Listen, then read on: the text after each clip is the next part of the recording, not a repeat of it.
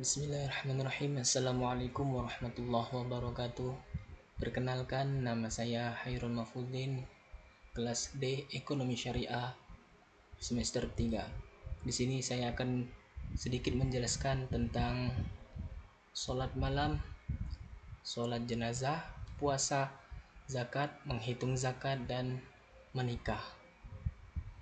Baiklah, di sini saya akan menjelaskan tentang sholat malam. Sholat malam atau qiyamul lail adalah merujuk kepada amalan beribadah pada malam hari dengan mengerjakan sholat-sholat sunnah seperti sholat taubat, tahajud, witir, dan lain-lain, serta amalan-amalan seperti membaca Al-Quran, berzikir, beristighfar, berdoa, dan sebagainya. Qiyamul lail boleh dikerjakan secara berseorangan atau secara beramai-ramai.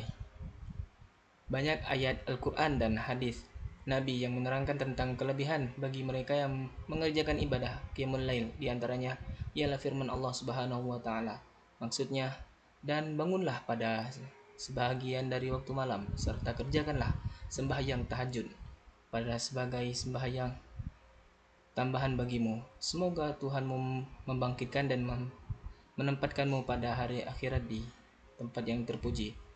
Quran Surah Al-Isra ayat 79.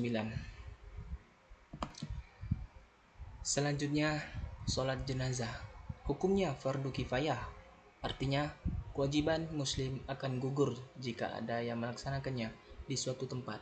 Namun, muslim tetap dianjurkan untuk tetap melaksanakan sholat jenazah jika mengetahui saudara atau tetangganya meninggal dunia, sebab sudah menjadi hak tiap muslim untuk menjenguk orang sakit, bertakziah ketika ada yang meninggal, menyolati jenazah, dan ikut mengantar jenazah ke pemakaman.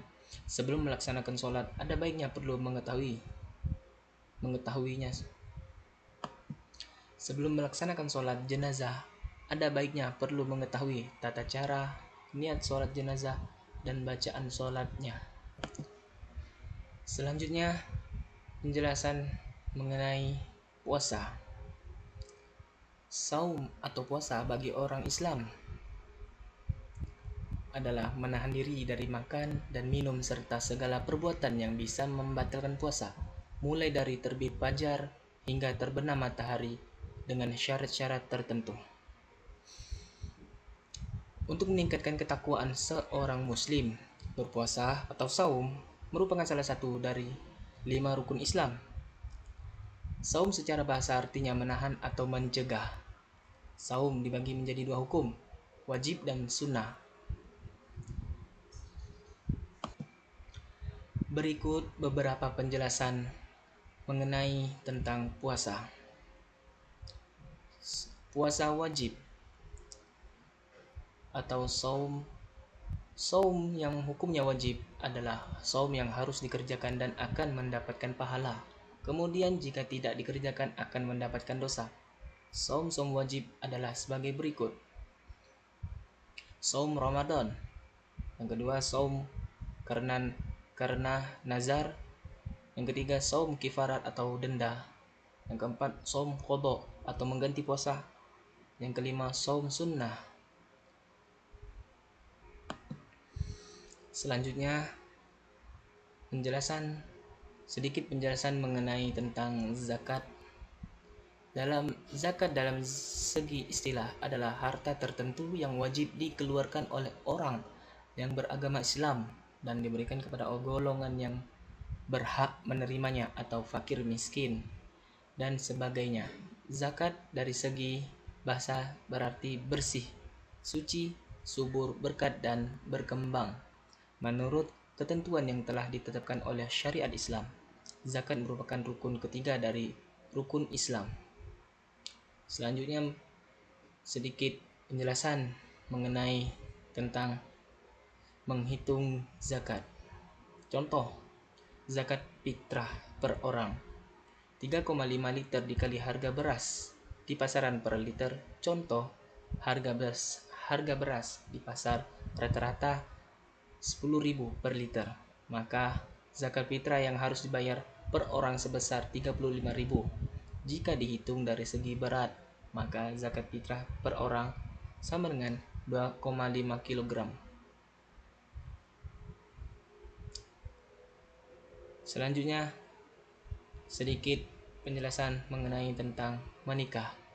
Menikah merupakan sunnah bagi umat Islam. Bagi kalian yang ingin sekali menikah perlu tahu apa saja syariat dan rukun nikah dalam Islam. Dalam hadis Imam Bukhari diriwayatkan Rasulullah SAW bersabda, wahai para pemuda, barang siapa di antara kalian yang mampu menikah, maka menikahlah, karena menikah lebih dapat menahan pandangan dan lebih memelihara kemaluan. Dan barang siapa yang tidak mampu, maka hendaklah ia berpuasa, karena puasa dapat menekan syahwatnya. Dalam proses pernikahan menurut Islam diperlukan pemenuhan syarat dan rukun nikah agar pernikahan sah. Selain seiman atau sama-sama memeluk agama Islam, ada syarat pernikahan lainnya. Itulah sedikit penjelasan dari saya. Apabila ada kekurangan, mohon dimaafkan. Billahi taufiq wal hidayah. Assalamualaikum warahmatullahi wabarakatuh.